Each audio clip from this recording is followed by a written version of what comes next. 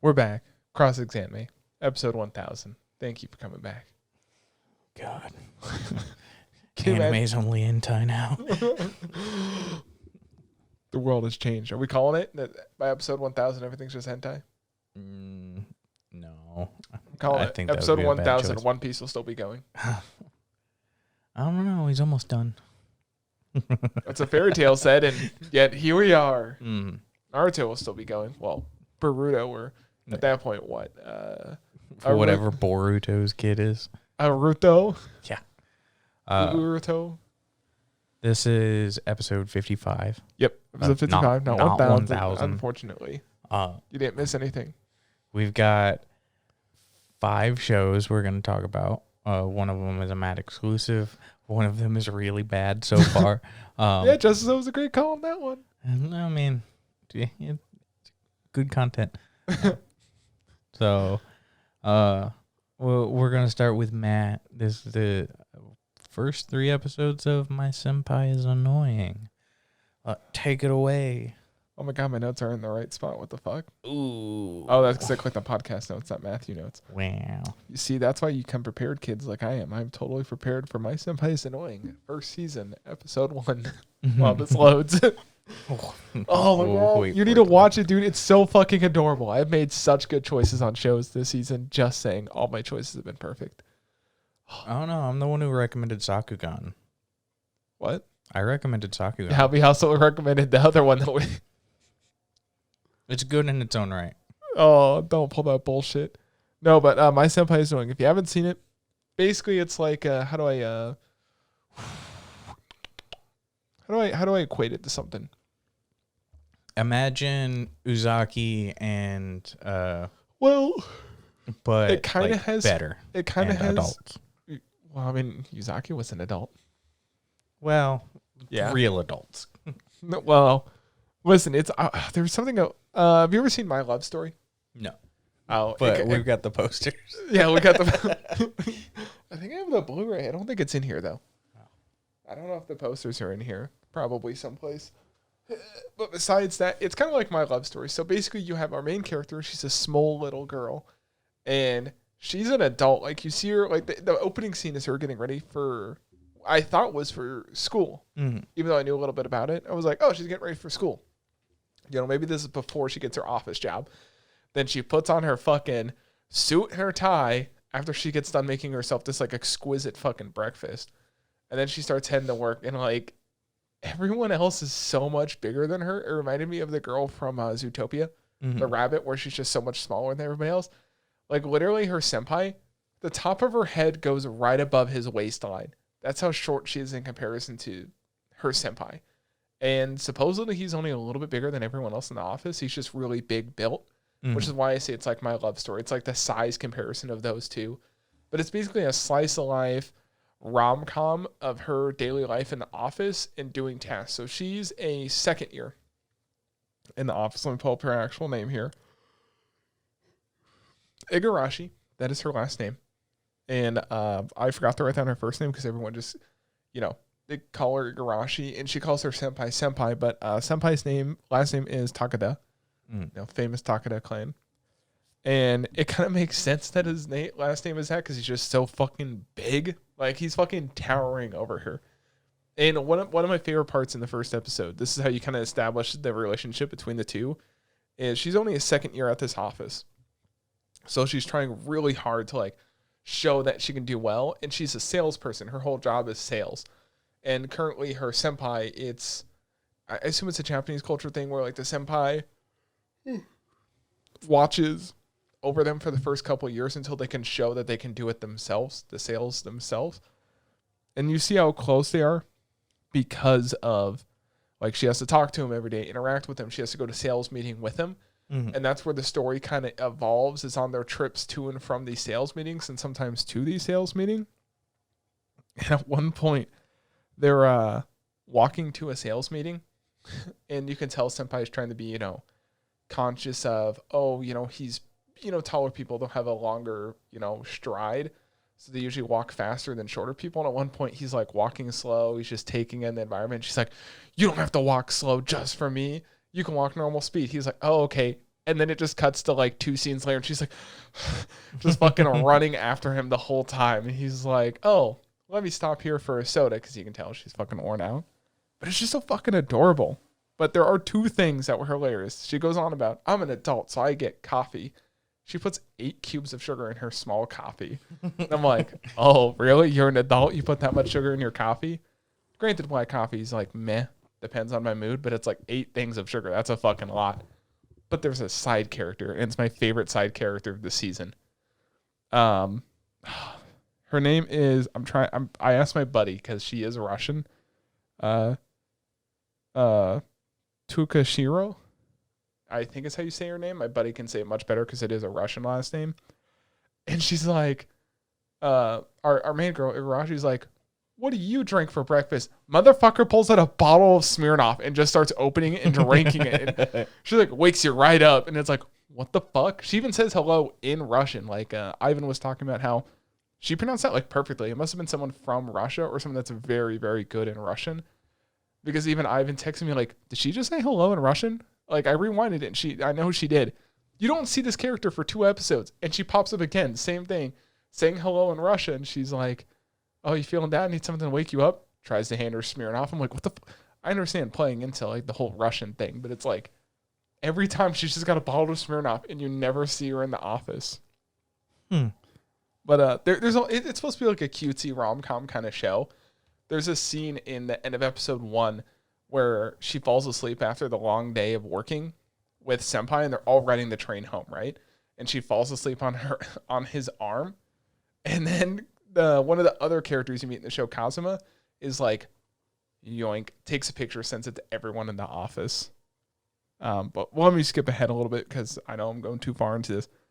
But episode 2 is hilarious because one of Igarashi's friends in the show, I wrote her name down, Sakurai. It's like pronounced slightly different. That's kind of her like buddy coworker rather than Senpai. It's another female coworker. And she's like, man, if I had big tits like Sakurai, maybe I'd be more popular. And at one point, she's walking with her outside of work friend, Natsuo. Or, what was her? Natsumi. Sorry, Natsumi. And Natsumi is like fucking babe at the show. Like, dark skin, like, perfect eyes, everything, perfect body. She's getting hit on by a random dude as she's waiting for Igarashi to show up. Igarashi shows up, blows off that dude. But the important part of this story is what I'm getting to. They're walking around a shopping district, right? And one of the shopping people is handing out these, like, plushy bear things. And then she has a flashback to earlier, like, wait a minute, if I had big boobs, maybe, you know, people would like me more. She literally goes to try on clothes, and she's, like, trying to see how she would look if she had boobs. So she's shoving, like, these stuffed bears into her bra. And her friend catches her in the dressing room. She's like, oh, what are you doing? She's like, nothing. It's like, takes a whole bunch of pictures like, I'm not going to delete these unless you walk around all day with them in. So then just cuts to her walking around the shopping district with the boobs, but it gets better. She gets on a train to go home and forgot to take them out before she got on the train. And who does she run into? Senpai and Kazuma. And Kazuma literally looks over, like, notices immediately that she has boobs. And Senpai, being the man he is, doesn't notice at all. And Kazuma's like, did you not notice anything different about her? Maybe chest area? He's like, nope, look like normal, you know, Igarashi to me. But they do have a cutesy moment where they're drunk in the bar. And Senpai goes like, you know, if I had a wife and a daughter, I want my daughter to be like you. And drunk Igarashi, our small little girl that kind of is in love with Senpai, says, why can't I be your wife? And then they just fucking cut the episode there and they fuck you over. All in all, cutesy show. I would definitely recommend it to a whole bunch of people. I know I just kind of went over what kind of happened, but dude, if you looked up my notes, like my notes are just like, oh, look at her in that outfit. She looks so cute. Because at one point there was a Christmas party and she was forced to wear a Santa outfit with Natsumi, with Sakurai, her coworker. Both of them had to dress up as Santa and hand out gifts. Now, I will say one quick thing. She did buy Senpai a gift, which was a tie. And in classic, you know, rom-com kind of fashion, Senpai's like, oh, thank you. And, like, he shows up the next day to work. And she's super pissed that he's not wearing the tie she bought him. She was like, oh, he must have hated it, whatever. He framed it and put it in like a display case. He's like, I'm going to display this on my desk. She's like, no, you can't do that. He's like, oh, so should I display it at home? And it's just, kind of fades to black of her just getting pissed that he's not actually wearing it. I'm excited to see where the show goes. Not too much is going to happen. It's just going to be lots, it's normal for slice of life things. Unless it's Nichijou, then shit just fucking pops off. Oh, I like it. I think so far I've even given it a rating. I think I've given it like a 7 out of 10. Maybe at the end of the season it'll get upgraded to an 8. Because I think right now on my anime list it's sitting at like an 8.4. It's sitting decently high. But nice. To our, the one thing about the show is the artwork in it. And, Blue Period has some great artwork as well. That was a good transition. I love myself. No, but dude, Blue Period. Yeah. I'll let you talk about it a little bit. It's on Netflix right now. You can watch up into episode, as of today recording, you can watch episode 4, but we only watched up to episode 3. Mm-hmm. To me, it's pretty good. There's a trap in the show. No. Because, no. They don't establish that she is actually he until episode 3. It's a trap. Dude, the show is like so, it starts off kind of like, whatever. Because I think that what the opening scene is them drinking inside a bar. Yeah. That they're in. And at first, I'm like, oh, they're all in like drinking, college. Drinking, smoking. And then it's like, nope, they're in high school. Second years in high school. And I'm like, oh, who has, maybe smoked once or twice, but they do it daily and they go to bars too. Mm-hmm. It's like, what the fuck? And then they were smoking in school. Like this all happens within 4 minutes of it starting? Yeah. Our main character, Yatra, he's he only does it socially. He only does it when his friends do it. They do point that out later in the show. Mm-hmm. But can we talk about his character design real quick? I think it's actually a kind of unique character design because you haven't really seen anyone kind of with that character. I think the only other character recently you could think of that has similar features is like Bakugo from My Hero. Yeah, but in his case, Yatra's is more curly, less spiky, and it's messier. It's a lot messier for his hair. Mm-hmm.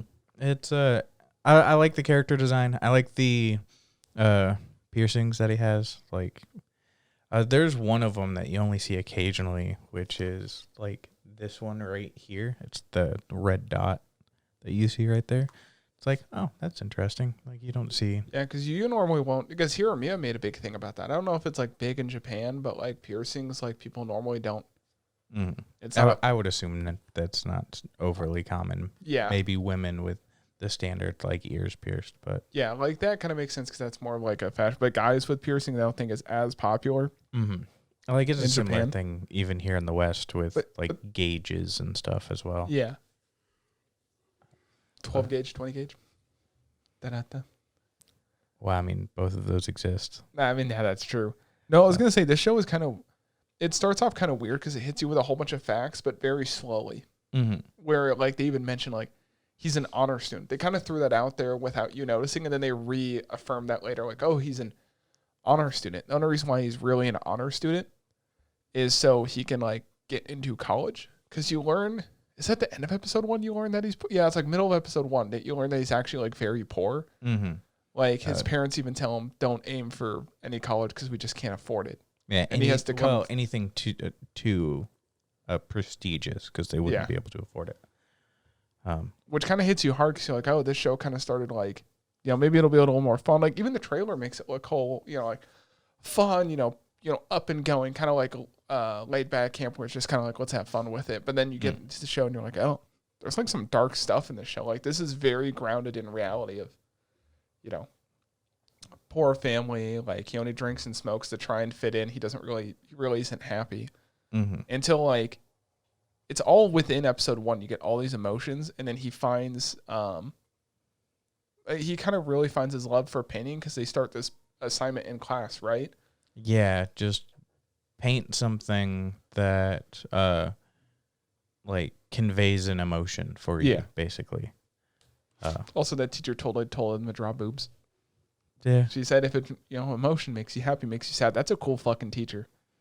Yeah, I definitely do think like a lot of the times some of the coolest teachers are art teachers because it's like They want you to express yourself. Mm-hmm. And I mean, the teacher seems to be so cool, super laid back, like encouraging, but also critiquing.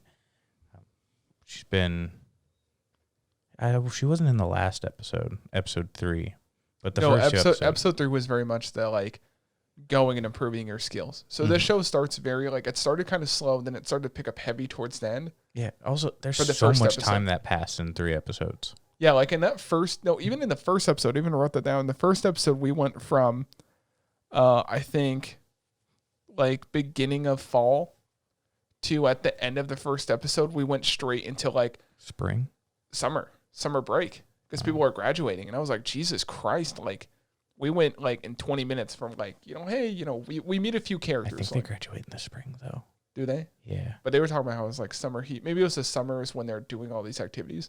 But we should mention that within that first episode, the main character meets some of the people in the art club, which kind of threw me off because you start off and you see this girl with this giant like square thing that's covered. And at first I was like, what the fuck is that?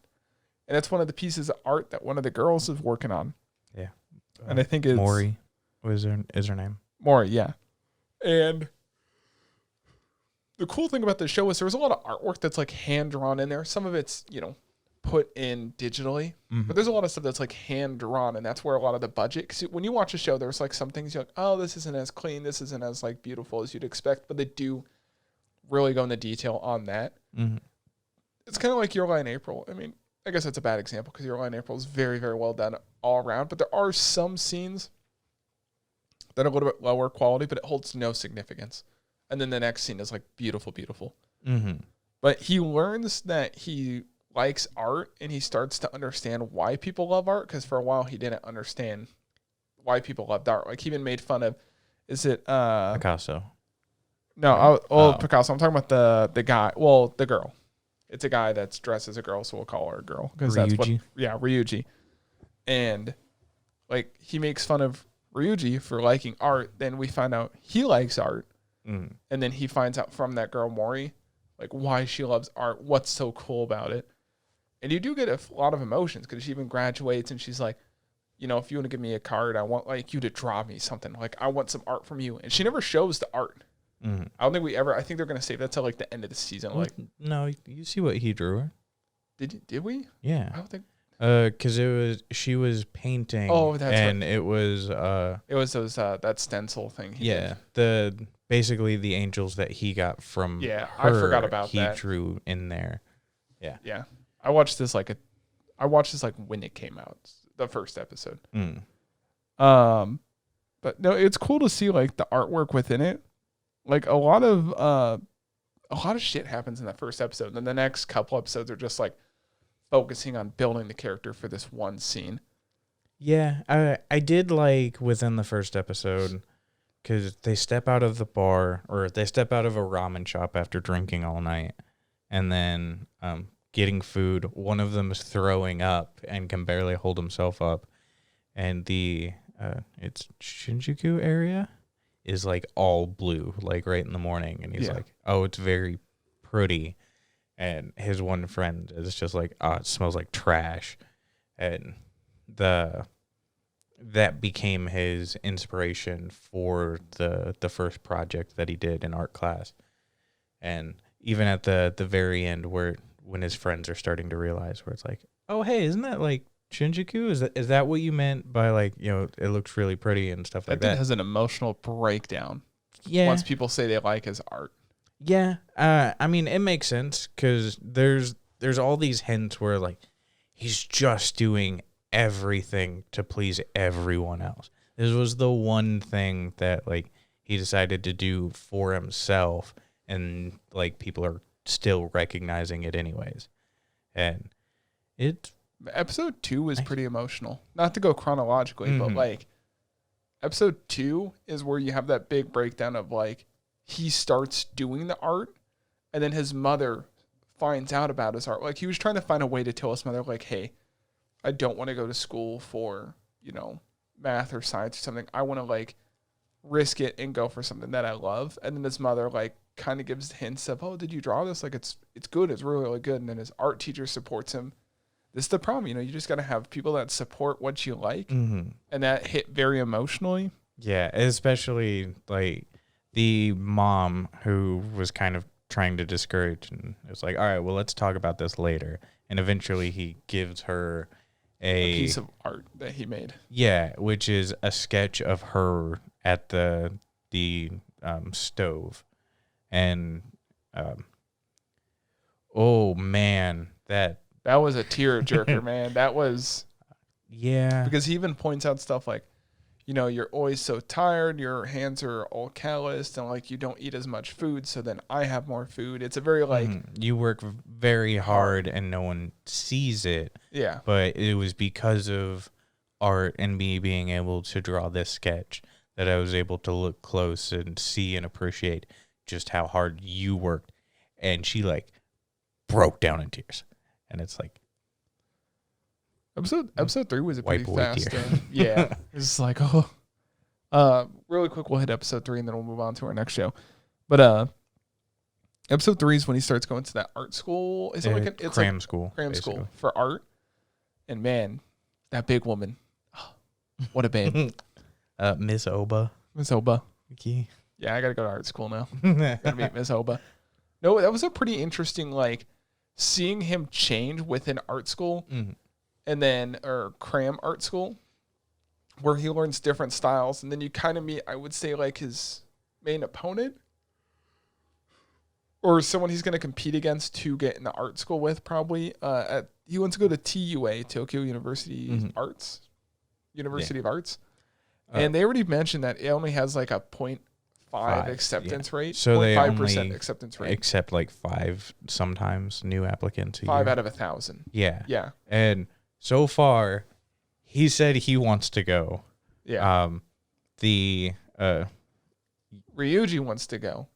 Ryuji wants to go. And then these two guys that he meets. Haruka has braids. He's trying to get in. And then the like weird one who is super talented, Yoritsuki, he's trying to get in.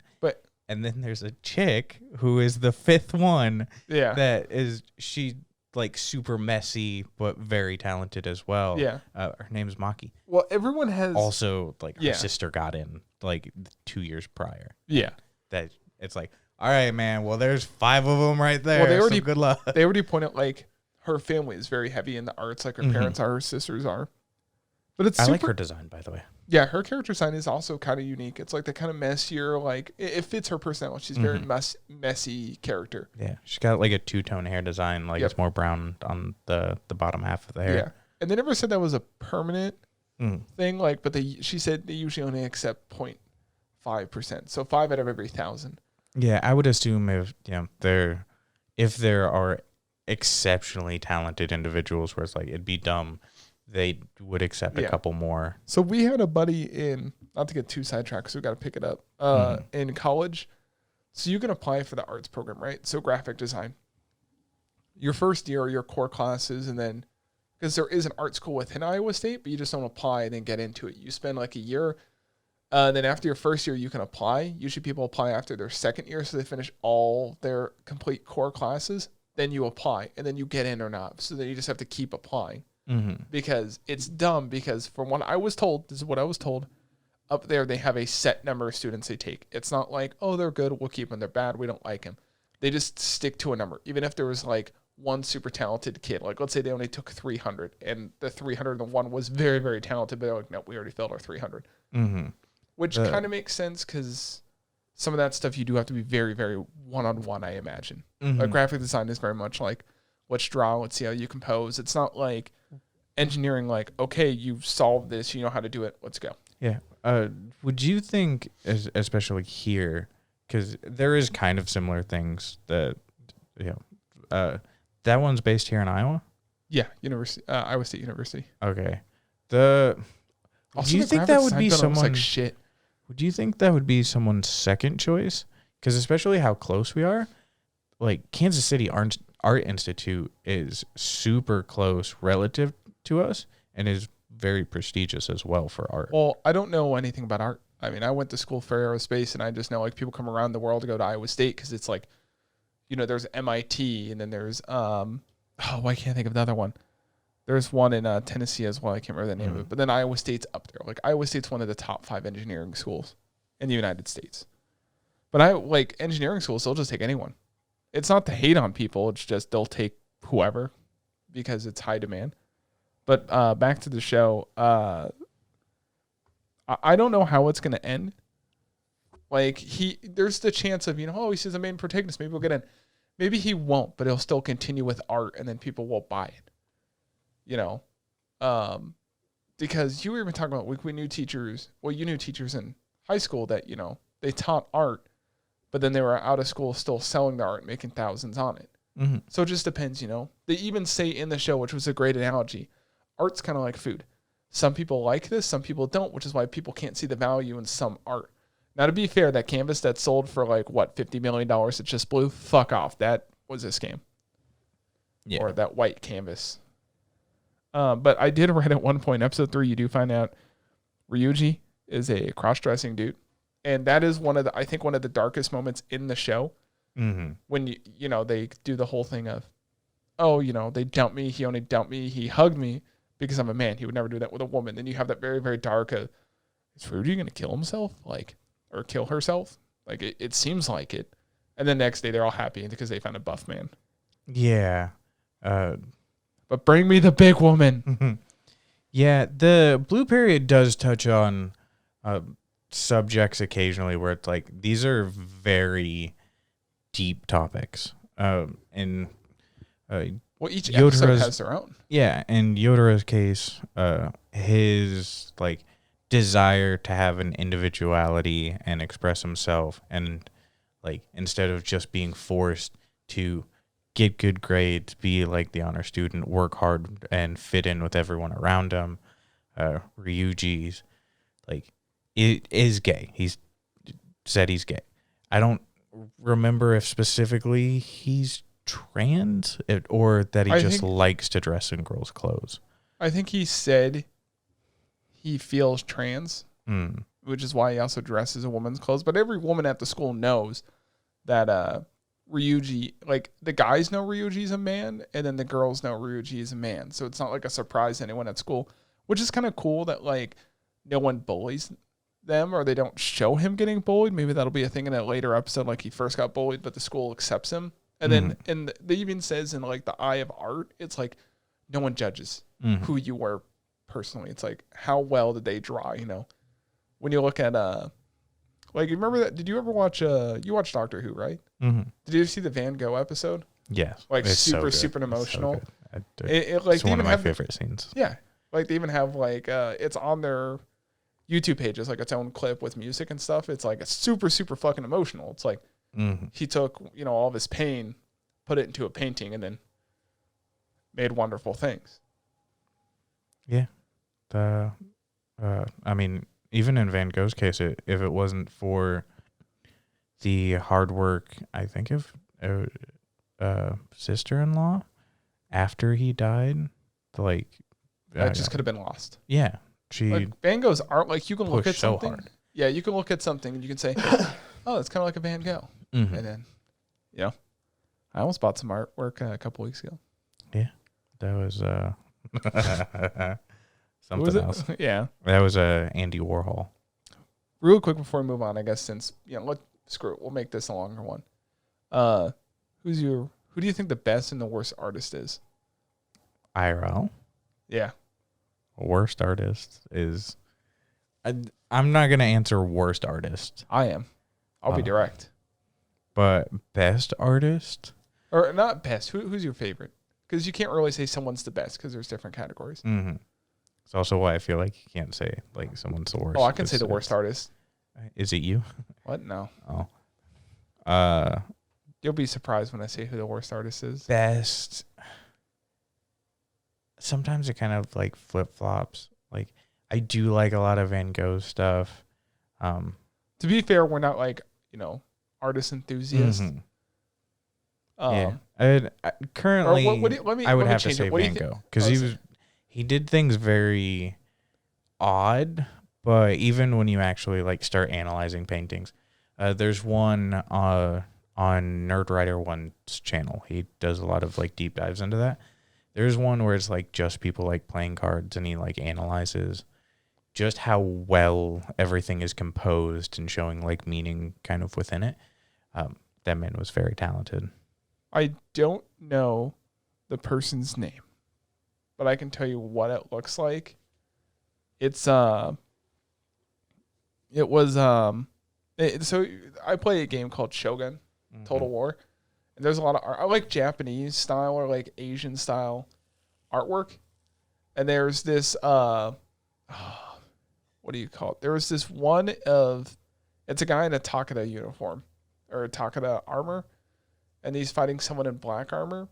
And it's like there's like two koi fish going in a circle around it. And I think that's like one of my favorite pieces of art. I don't know the guy's name. I've seen some of the other stuff he's done. I just don't know his name. But do you want to guess who I think the worst artist in the world is? Hitler. Wow. Okay. Now I see where you were going. Yeah, see. Yeah. I actually meant to ask what's your like favorite genre of art, maybe like what's your worst, but we'll come back to it next time we watch Blue Period. Maybe we'll do that. Maybe we'll pick out some of our favorite art. Maybe we'll go buy some art. Yeah. The next one, this one You're at lost. this point is just gonna be What? Is it driving you insane?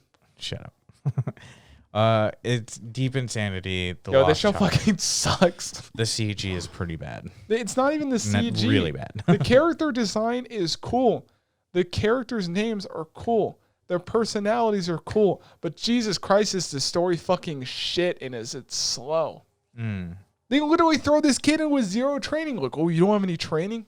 Well, no. It's like, oh, you can get yourself killed. You literally threw him in with no training. You let him take a test, and then you threw him in. Like, he doesn't even know his teammates' names. He doesn't know any of the technology that they're using. And it's like, he's using a gun. They're like, oh, the insanity of the other side of the portal is like fucking with your sense of direction. It's like, nope. It's like, plus big beef. What do you think my biggest beef so far is?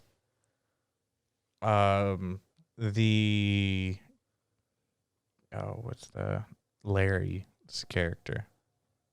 Kinda. Larry's character is fucking dumb as shit. Like, at first it was cool, but then it's like, listen, you're piling too much shit. Hey, did you know that he's smart and can't feel anything? Oh, I know. Every episode he lets you know at least twice. Yeah. No, the thing that pissed me off is there's a scene where they're fighting that sandworm. I can't hit it as I hip fire from like a distance. Like, aim down the fucking sights. You have sights on your gun for a reason. The other big beef I do have with the show is the characters. They constantly let you know what's wrong with them. Like, oh yeah, my leg's gone. I just can't move as bad. Or Larry is definitely the thing of, yeah, I can't feel anything, so you should let me do it. No, Larry, I want to survive, so I'm better. Yeah, but I can't feel the pain. You wouldn't understand. It's like, fuck off. Yeah, I'm real smart, and I hurt my head, and I can't feel pain. It's like, okay. And they always have to, as soon as they pointed out, like, yeah, he likes to do brain surgery. Then that was the whole topic of the next episode. Like, ooh, maybe I'd cut open their brain. Let me cut open their brain. Let me, if they die, I'll cut open their brain. Like, you established it. You don't have to reestablish it. Like, look at what's the one with Hina? The day I became a god. No, the day I became a god. Is that what it is? I can't remember if it was the day that God loved. Like that. They only point out, like, once her brain mental condition towards the end. Then they maybe mention it once every other episode. You don't have to fucking mention it all the time. Yeah, like, come on. His thing is like shoehorned in. So they're cool character designs. It's just also that they're fucking leader of their platoon. Vera. Yeah. Man, he makes some very unique fashion choices. Oh, Leslie.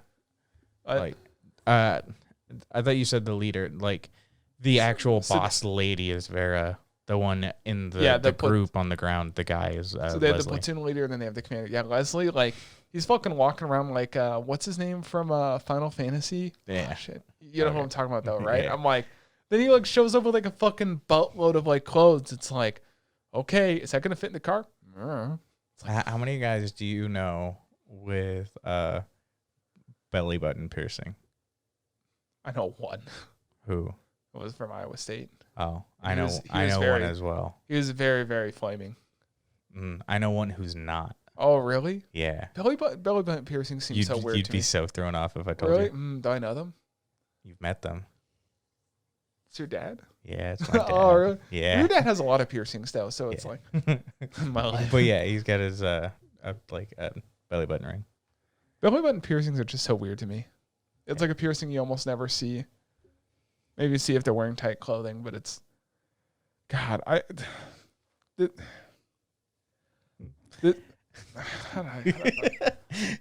trying not to be too mean. Like, I guess the plus of the show is it is somewhat of an interesting concept. Mm-hmm. Plus, apparently everyone's wearing a mask. COVID, minus our main dude, Leslie. Yeah. They don't really explain the disease and what it does. What's it called? It's called the it's called, I don't remember what it's called. They said at one point, Randolph syndrome. Yeah. Which they just keep mentioning it, and but apparently at one point they nonchalantly throw off, this is the number 6 massive kill off of humans. I'm like, what? They're like, this is the 6th time we've had a massive like death of the human race. It's like, whatever. Let's be nonchalant about it. It's like, yeah, everything happened when we opened this portal and we go through it. Maybe we should just stop going through it. Maybe we should seal it off. But, oh, man. I wrote a lot of their names down, and it's like, I thought the show was going to be better.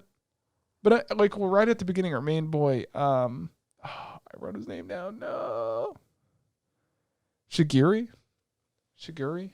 However you say his name.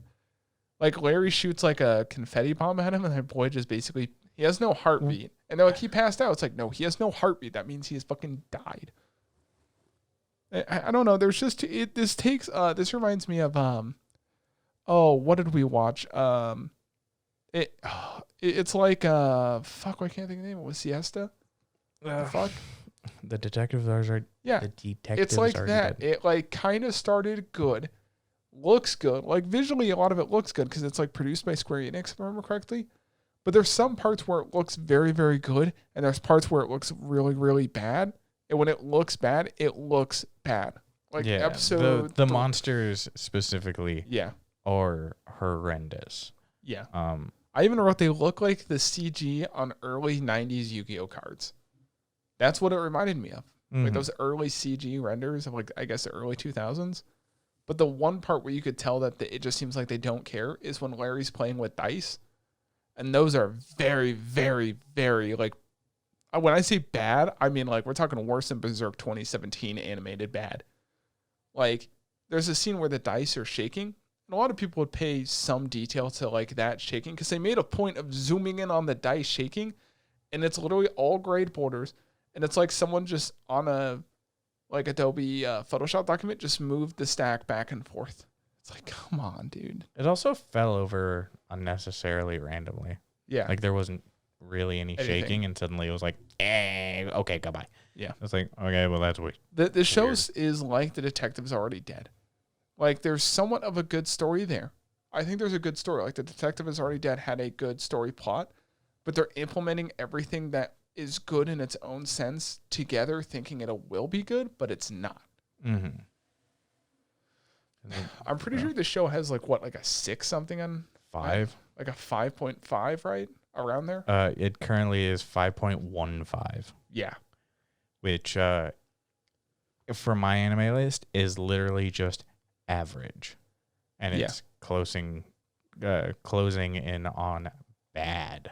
Because I think for my anime list, that is not good. I think the first episode came out of the gates at like a 7, which makes sense, and it's just getting worse. Yeah. They could still fix it. Well, I mean, they've already animated everything probably. But there's a chance they could fix it if they up the story. Mm-hmm. But they're also at one point, like their sanity anchor, that girl that stays behind to monitor all their stuff that is told by the commander basically what to do. Yeah, she was an idol, and there was a whole bunch of scenes of her almost nude, and I'm like, this is really like unnecessary to this story. Like after the first time you show it, sure, whatever. But they showed it like 5 or 6 times. I'm like, this is not necessary. Yeah, and I think the most ridiculous thing right now, the final episode that we saw, episode 3, that's like, all right, we're gonna go attempt to steal some seeds because they beat up a fucking druggies, and this dealer was like, yo, you guys are like sleepers or whatever they're called. Do you guys want to go down and like give me some? I'll give make some money. They just that take way. a Jeep with a fucking AK with all these dangerous monsters. You need lasers to kill. And then they get there. They run into this little girl. Big battle of nasty fucking CG monster thing, bird thing. You learn about the exiles. Go through all the effort to save this little girl. At the start of, or the end of episode 2, start of that episode, their actual commander, Farah, was like, I want you, Shigure, to like do a mission. I want you to assassinate someone, which is out of the blue. And then he finally like accepts after all that. And it just so happens to be the little girl he fucking saved. Where it's like, why? Well, I have no emotional connection to this child. Killer. Apparently that is based off of like Deep Insanity, The Lost Child. That child is basically going to be the main focus of the entire storyline going forward. Good. I hope it's better than the whole Idol episode. Yeah. But I wish the show would just end. Like, not 3 episodes in. Yo, I wish it was over. I do wish it was over. Like, a good ending, not even a gold ending. Like, if the ending was platinum, I think it'd be good. Kind of like a show Platinum in. God, that's so lame. Oh, you could have went to like. Speaking of killing, our main boy Platinum End. Yo, man. Speaking of dark shows, yeah. this show started. The show didn't even start. Like the first zoom in scene is like, "Hey, graduation from middle school." First of all, they look way too old to be in middle school, but because because technically their middle school is like, because they only have 3 years of high school. Yeah, something like that. So he's technically like 15. He looks way older than a 15-year-old. He looks like Light from Death Note. I mean, same creators from Death Note, but just with black hair and a little more emo. The show literally, it's like you start with happy, like, oh, here's graduation, blah blah blah, and then it goes to, okay, I hate myself. I'm gonna jump off this building, jump, and it's just like, oh. What? This is how I thought it would be a thing where they're going to flash back 10 years earlier and then this is what happened. But no, it's like he jumps off and then he's like in, I don't know, purgatory, you could say. And his angel buddy's like, how's it going? I'm like a cute, thick angel. Nisei. Here's some powers. Yeah. Is it Nisei or is it Nisa? I think it's Nessa. Nasse. Oh, that's what it is. So, and that's where the fucking story starts. She's like, okay, here's your powers. And man, is she a dumb fucking angel. Like, you learn, I think by the end of episode 3, all the rules. Like, by the end of episode 3, you finally figure out what all the rules are. When another person's angel points out, oh, you haven't told him this shit? Yeah, this is why you're dumb. Well, we also eventually run into like another angel that's a bit more civil. And but that she does the same thing to that angel where it's like, you didn't tell her? And it's like, you didn't tell him either. Why are none of you telling people? Like, people are leaving out a lot of information in this fucking show. Yeah. But basically, the main premise is... basically, it's a battle royale type thing for who becomes God. There's... the premise is, with our boy included, there are... 13 total. Yep, 13 candidates total to become God. Because even God... Like, God comes out and he's like, listen, I've been God for a long time. I'm done with this shit. I want my retirement. Go find someone. Let a new generation become God. Yeah. So now... I kind of like realistically, if you're so used to the old times and as everything continuously develops, where it's like, you okay, fucking boomer, how you going to keep up? It's like, keep up, God. Eventually you just retire and you're like, let someone new in. Like, when they're showing that scene with those angels... The 3 rows of angels. There's some big fucking angels. Like, his angel is like the smallest out of all of them. Or no, she's the smallest out of all of them. Yeah, but she's one of the most powerful. Yeah, I wonder if that's the thing. The bigger your angel, like the less powers, but the powers are more concentrated on something. Who knows? Maybe that'd be a good balance scheme. But before we go back to the story, real quick with the angels, it is possible for your angels to go to different tiers. There's 3 tiers of angels, right? There's four special total, but four? 3 important ones. Yeah. Because the fourth is unranked. So you have special rank, which is what our Mira. What's our guy's name? I think it's Mirai or Mirai? So his angel is a special rank, which is the highest rank. Then there's first ranked, which is second. Then there's second rank, which is third. And then there's unranked, which is the bottom of them. Yeah. So they kind of give you a summary of the angels so we don't have to come back. And then each one of those angels can give you certain things. So a special tier can give their candidate wings, the red arrow, which makes people fall in love with you for 33 days. That's very important. And you can only shoot them once with the arrow ever. So they're in love with you for 33 days. And then there's the white arrow, which will just instantly kill anybody as soon as it hits them. But what's important about the white arrow is if you have wings, you can fly faster than any of those arrows can hit you. But you have to be, quick on oh shit, it's coming for me. And they even say those arrows do not miss unless you have wings. Yeah. So if you try and shoot someone with the white arrow, it's going to kill that person no matter what. Or if you hit them with the red arrow or you shoot the red arrow, it's going to hit them no matter what. So those are kind of very big, set in stone things on there. But that's the special tier gets all 3 of those. First tier doesn't get wings, but gets the other 2? No. So the second tier gets both wings and... I thought it was special first, then second. Huh? Special first, second, unranked? Or is it special second, first, unranked? Special first. Yeah, so first gets what? Wings and the red arrow. Yeah. And then third only has which is the second rank, can only have the option of either the wings or the red arrow. Yeah. So they only get 1. The next tier up gets 2, and then the actual special tier can have all 3, which they're the most powerful.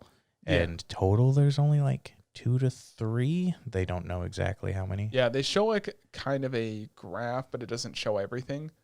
They do point out anyone that's going to be a candidate for this is people that are they don't want to go on with life. It's basically mostly suicidal people. And she's like, listen, Japan has the highest suicide rates. And I was like, damn, you haven't met any veterans, have you? Yeah. But all the candidates are in Japan. Fuck you, God. It's so unfair. What a rigged fucking game. I guess you don't have to animate other areas, yeah. And then the big thing is if someone who, let's say first rank individual kills an S rank, they can also get the white arrow and have the S rank powers. Yeah, they did point out you can make a pact with someone. So if you die, that person gets your stuff. Or if you kill someone, you can take that stuff and then give your stuff to someone else. So they do make it very open in what you can do. So I guess it doesn't leave you guessing too much, or it's going to leave you guessing because you don't know what's going to happen. But there are pretty strong fixed rules with stuff. So it's interesting. But back to the main story on there. It's pretty interesting the way they've set it up. And the character designs are very, very unique in the show. Minus, it's like Yagami, but, with a new skin. It's like Smash Bros. They just selected a different skin color. Boom, done. Yeah, I like the designs of the angels. They're all super cool and unique. Except, what's her name's angel? Saki? Saki's angels has got wings coming out of his butt. Oh, Revel? It's, his butt cheeks are... on the thighs. Yo, those wings are coming out of the butt cheeks. There's that scene where you see his butt and it's coming out of his butt cheeks. That's still technically an anatomically correct location for wings as well. But, yeah. Yo, them cheeks got wings. Um... He is very what does she say she is? He's very scummy, but he's considered a trickster. Yeah, I prefer the term strategist. Yeah, but you're not smart. He's like, well, hang on. Yeah, because he's only second rank. Yes. So the lowest, which if he gets demoted, which is also a super important thing. I don't know what the qualifications would be where they get demoted as an angel, but I wonder if they're angels, because they said angels are not supposed to interfere. So maybe if they do, they get demoted. They get demoted, yeah. If he gets demoted, his god candidate dies, which means Saki dies. Yeah, which is crazy, which might be the actual punishment. Because let's say he interferes, They're doing that Death Note thing of remember what was her name, Misa? Mm-hmm. When her Shinigami like basically extended her life by writing L's name in the book. You know, the Shinigami died, L died, and then Misa just doesn't have a Shinigami anymore, and she lost her memories, right? In the TV show Death Note is what we were talking about. Yeah, and the entire life that was left of Rem, her Shinigami. Yeah, wasn't it added on to her? Rem, that's the name of the Shinigami. Yeah. The rest of the life went to Misa. Yeah, which is weird considering Misa cut her life 4 or 5 times. Twice. And half. Only ever twice. Oh, I thought it was more than that. No, twice. So, but back to the actual Platinum Ends. One important thing, like the show starts dark where he almost kills himself. Like it's this whole suicidal thing. He goes through it and then he tries to kill himself. And this angel, you know, he just could have used the wings to do the job faster. But they do point out like no one can see the angel, no one can see the wings. Now the wings you can make appear at any time, but only other people with a god candidate can see them. So most people are hiding their angels. So no one can see the angel behind them. But important thing in episode 1, which makes it even darker, is you find out like our main character's whole family died when he was 7. And that's where his life was just gone to shit, because then he was taken in by his uncle, but his uncle was drunk, abusive. So was his stepmother, and then even like his cousins, because all of them just abused him because he wasn't part of the family. His aunt is the actual aunt, sister, is the blood relative, and they were the ones who murdered his family for the inheritance. Yeah, you find out from his angel, it's like he's just talking. He's like, "Oh, my life shit, blah blah blah." It's like, "Oh yeah, your uncle and your aunt murdered your family, right?" He's like, "What?" It's like, "Yeah, they murdered them." And it's like, then they show the flashback. It's like, wow, this angel just doesn't hold back. She's all cutesy, and it's like, oh wow, it's just like, yeah, you could kill them if you want. And then he basically uses the love arrow to make his aunt basically fall in love with him to find out if it's true. And then one point he's like, oh yeah, just what did he say? He's like, just die. Just die. Like, so then she just stabs herself, and we're getting a fucking Higurashi no Kokurai moment of just like, gah, blood everywhere. It's like super graphic. And I was like, oh, this is what I signed up for. This is what I want. This is definitely some Death Note type shit. And then later in the show, he uses like the red arrow again to make his uncle turn himself in for the crimes, like fully confesses. And that's where you kind of find out like you can use those arrows to make people confess crimes. One important thing we forgot to mention. So the arrows do stay good for 33 days. And you can only ever hit a person once. You can only have it on 14 people at once. Yeah, so if that's they die, thing. the arrow is automatically retracted, though. Yep. So then, like episode 2 is where you meet like basically the show's main villain is Metropoliman. Metropoliman. Yep, Metropoliman. He's not polyamorous.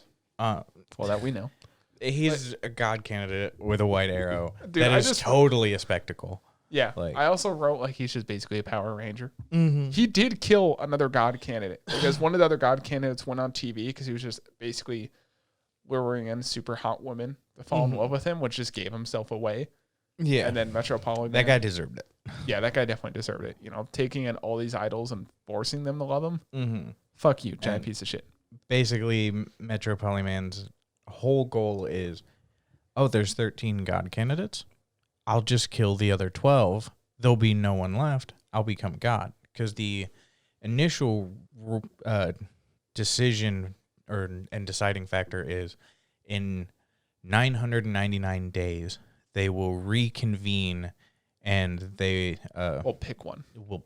Pick one. One will be elected. But if they're dead, it doesn't matter. So that's... If your candidate dies and you're just out of the running. And that is totally a... Because he has an S-rank angel.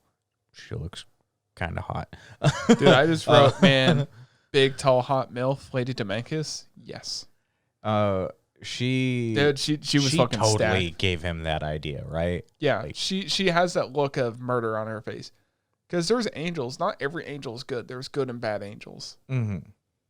You know, it's crazy to see where the show is going. Because to be fair, Metro Polyman, like his whole like suit is CG, which makes sense. You're gonna have to CG that type of stuff. It doesn't look bad. Mm-hmm. I mean, it could look better, but it's not terrible, especially in scenes where it's not supposed to be, where you don't need CG. They do try and animate it.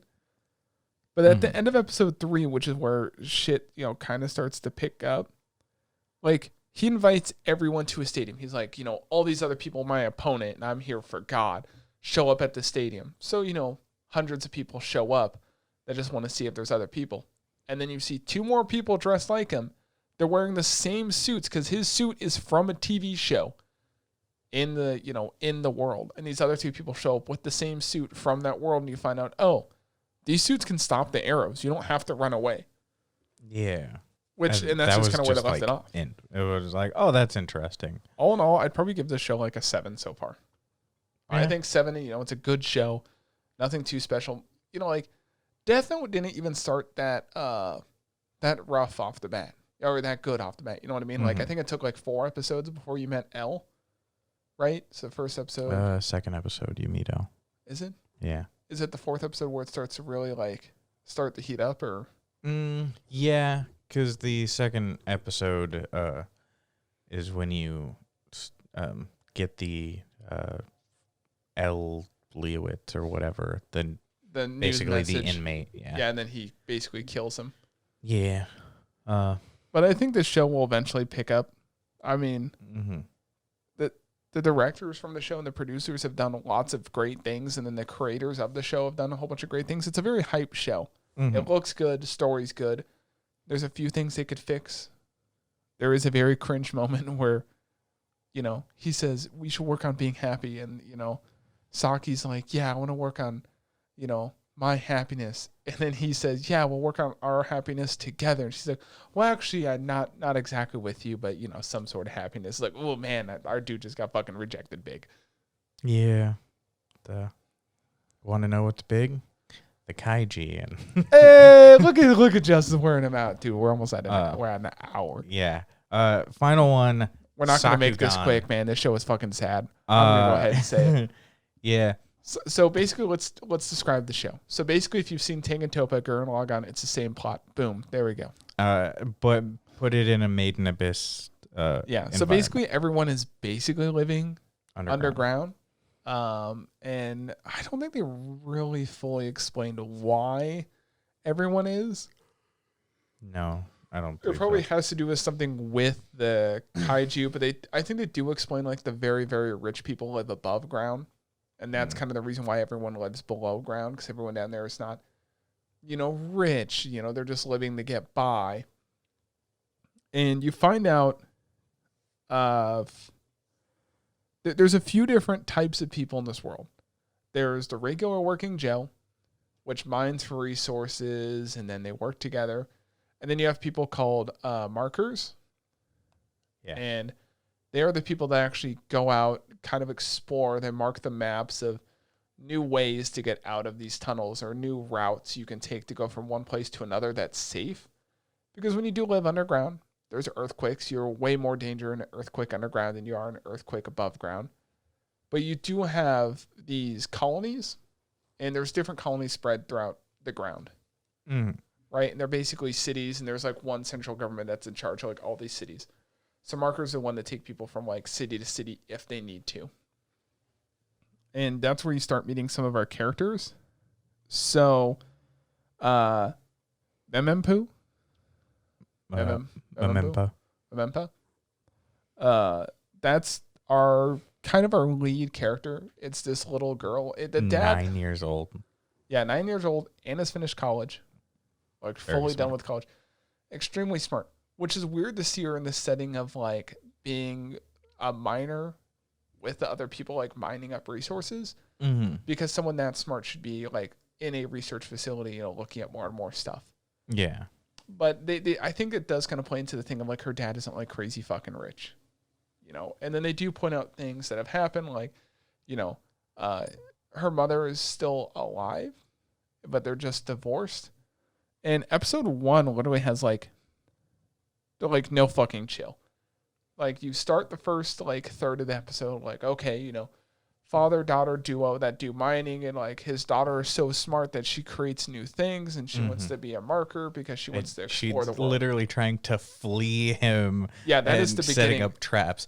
He's also like way smarter than he gives him credit for too. Yeah. Because he's setting up like counter traps. Also, it's established within the first 3 episodes that man has a secret. I'm sure he used to be a marker before. Like, yeah, he I knows assume that's way too much. I assume his wife, you know, ex-wife now, was gonna have her, and then he decided to settle down and play it She safe. dead. Yeah. So Is she dead? I thought Yeah. she was. Oh, okay, so she is dead. Yeah. I forgot to mention the beginning of the episode is just like boom, boom, boom. Like, let's just fucking go.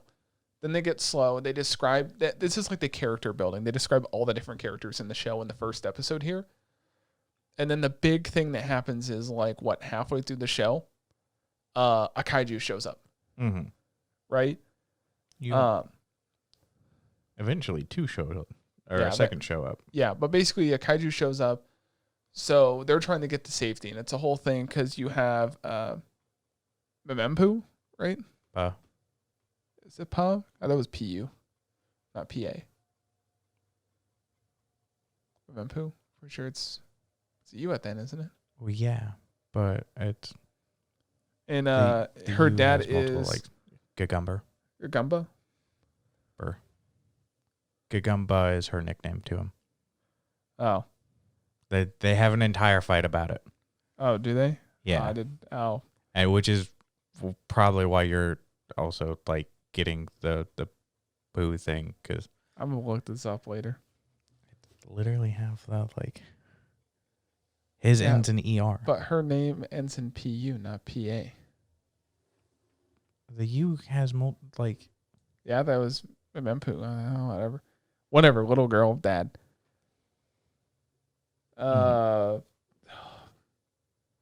Well, sorry, I got sidetracked because of the whole thing. Was it Yeah, so like in the middle of the episode, there's this big kaiju attack, and they play the importance of kaiju shouldn't be showing up in these cities. Like the government should be taking care of them like way away from the city, within the the marker territory. That's where they should be fighting each other. So then her friend, what was her name? I can't remember her name. Just starts with a T, right? I have to start with a V or something. Whatever her name is, we'll get on to that. So she has a friend that she makes in the fucking show. Mm-hmm. And it's kind of like her best friend. They've been doing stuff together, and they said, together we're going to be markers. And there's a scene where both of them are both these guys' daughters, and the two dads are talking like, when it's time, it's time. You just got to let your kid do what they need to do. And you can tell that our main dad, he doesn't want his daughter to like grow up. Like, she wants to be an adult. He's like, yes, you're 9, you've gone to college, but you're still a child. Mm-hmm. You can't let a 9-year-old just go out on an adventure and do whatever, especially when the wife, the mother's dead. Because that's all you got left in the world is your daughter.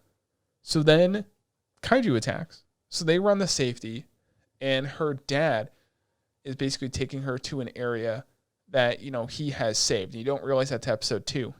And at one point, our main dad and our main girl are watching the other father-daughter duo be like, okay, you guys stay here. We're going to go fight this kaiju and, save the city. And they jump off the cliff because these are heavy machineries. They can take the hit.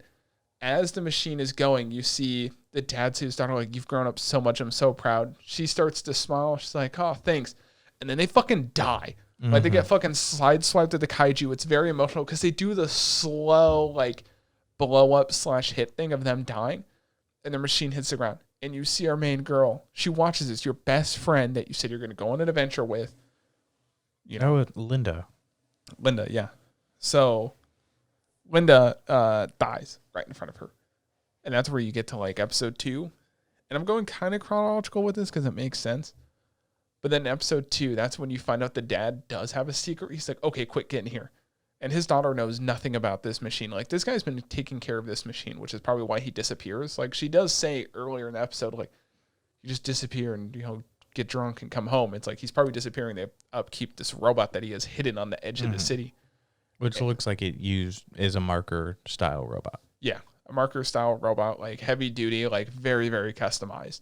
Like even has like explosives they can shoot at people. Like, but I assume it's with the mining, whatever. And then they fight these kaiju. And they point out at one point that's very important in the show too, that all you have to do is you get the kaiju off the ground.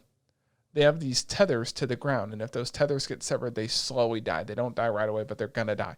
But these kaijus can just sever their own tethers and still stay alive for a long time. So you basically have to like kill them. So maybe it's a thing where these kaiju now are evolving, which like all things will evolve. Mm-hmm. Yeah, they do win the fight. They destroyed the shit out of that city, by the way. Well, they destroyed that whole mine. Yeah. Well, at the very end, that was the only gripe I had.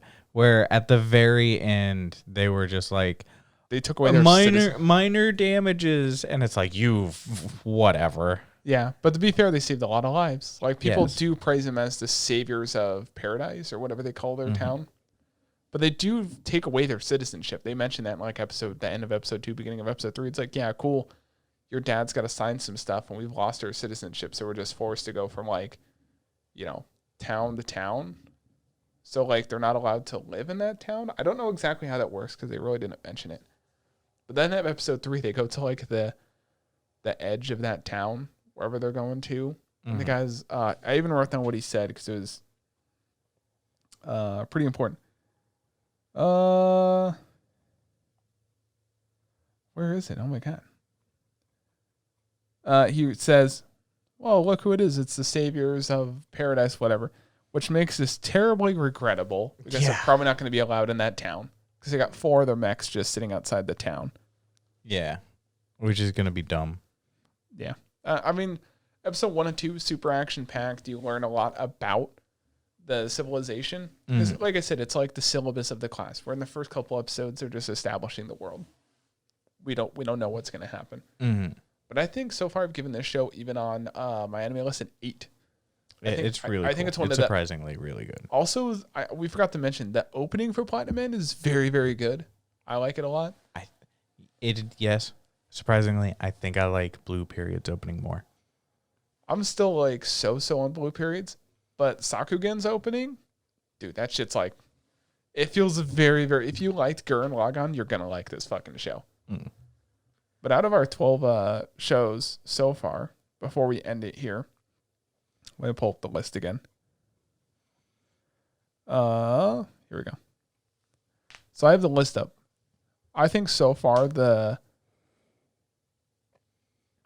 best show so far, if I were to say one, is probably a tie between Komi Can't Communicate, even though we only got 1 episode of it, and Blue Period.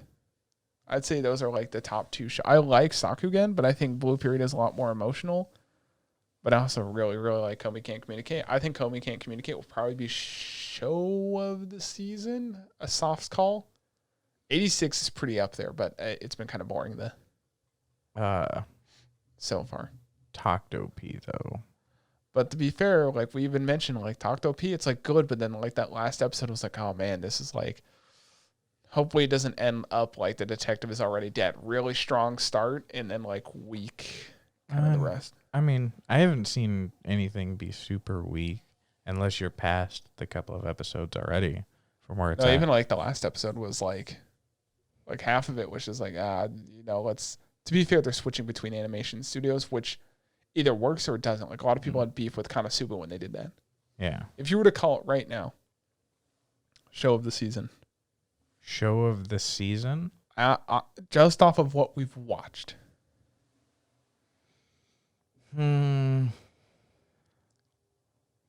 would say My Senpai is annoying, but that's a little unfair because it's super rom-com, and I fucking love rom-com.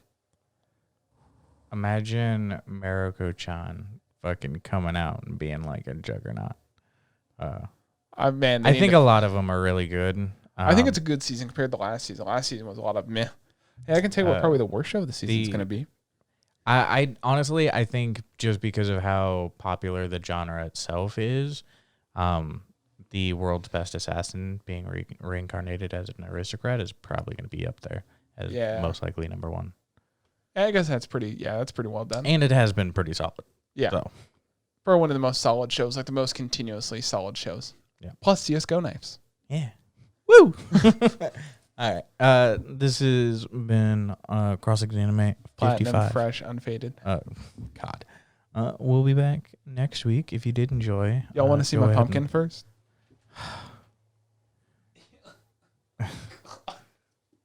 Man has big pumpkin. It's a big pumpkin. It's a big pumpkin. Yeah. But if you did enjoy, go ahead and hit a like button, subscribe. If you're on audio only, hit a follow button. Yeah. I forgot to mention we might do a special with the My Hero movie. Maybe not. I don't know. That too. It airs. We're watching that tomorrow. Yeah, less than 24 hours it airs. Yeah. So, right? Yeah. Less than 24 hours it airs. What time is it at? We're seeing at 9:50. Okay. It's 10 o'clock right now. Okay. Well, we'll see you guys next time. Bye. Bye.